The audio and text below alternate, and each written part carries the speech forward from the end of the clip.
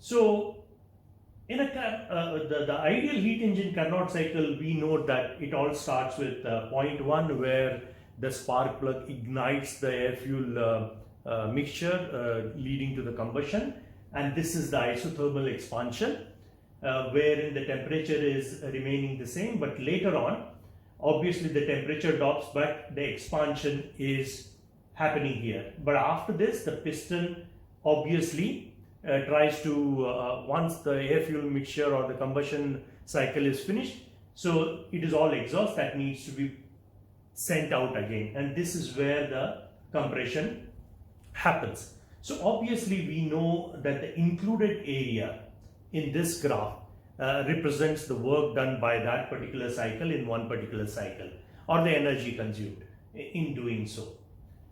And let us try and compare these tasks that we see come across the Carnot cycle with the one which we have just come across in the Manthan cycle of the universe. For spark plug, we can replace it with a Big Bang. The isothermal expansion, we can replace it with space inflation. And then we have the isotropic or the adiabatic expansion is very similar to the one which is expanding universe, where the temperature is dropping down, the universe is cooling, possibly the stage that we are in. And then we had suggested that the space is fighting back, and that is where the space is fighting back. This is where the exhaust of the IC engine is being thrown away. So the space is fighting back, and when the space is bringing the volume to zero, possibly the infinite levels of the energy are restored. Now, possibly this seems very similar to an ideal heat engine, and we could be able to use Carnot cycle, but it is important for us to correct this graph by including infinity and nothingness. So we have seen that the Big Bang, it is a case of infinity, so it cannot be here. It will have to be on this curve, but it will have to be much farther away. For the sake of clarity or brevity, we have shown the infinity as here. And the rest, obviously it is okay, and when it is fighting back, obviously this cannot go to infinite levels on the volume, so it will have to be some time in between, somewhere in between, so that the space is fighting back. And when the space fights back and brings the volume to zero, and that is when the volume is zero, the pressure becomes infinite and the temperature also becomes infinite. So when you have a Carnot cycle for universe like this, it becomes easier for us to analyze it, because we know how the gases behave in an IC engine. We have PV is equal to RT, P for pressure, V for volume, R for the constant, and the T for the temperature. So let us see how this works out during nothingness. Nothingness is where you do not have any pressure, any volume, any temperature, no energy, no space, no time. So you would say that P is equal to 0, V is equal to 0, R is the constant, T is equal to 0. So the left hand side and the right hand side, 0 is equal to 0, which is fine. But what happens at Big Bang? At Big Bang, the pressure is infinite pressure.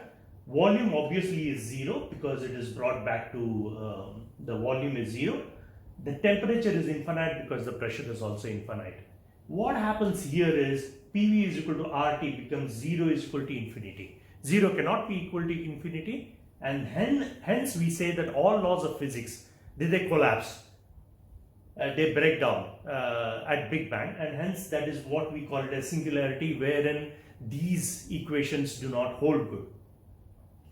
But in this Manthan cycle, there is one ray of hope. As you can see here, though I have shown the Big Bang here, Big Bang and nothingness are doppelganger. They are just side by side. So you can see that it starts with infinity, the Big Bang. Before that was nothingness, 0.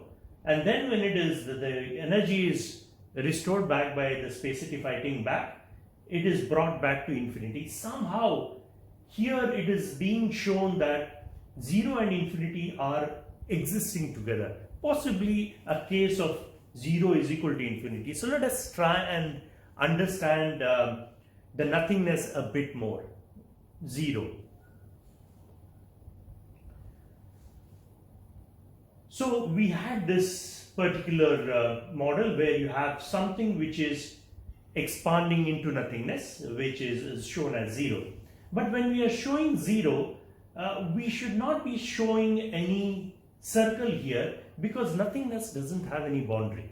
So let us remove that boundary. So we have just something, that is our own universe, which is expanding into nothingness. So we have 1 and 0 now as the only two entities in our universe. So if at all there is anything which is infinite in this, could something be infinite? It cannot be, because something by definition itself is finite. It has a boundary, so it cannot be infinite. The only thing which doesn't have boundary and which is an entity which is truly infinite would be the nothingness itself. So possibly there could be a reasoning that 0 could be infinity. We are not saying that 0 is equal to infinity, but we will try and see in the next slide how we can correlate them, how could they be coexisting.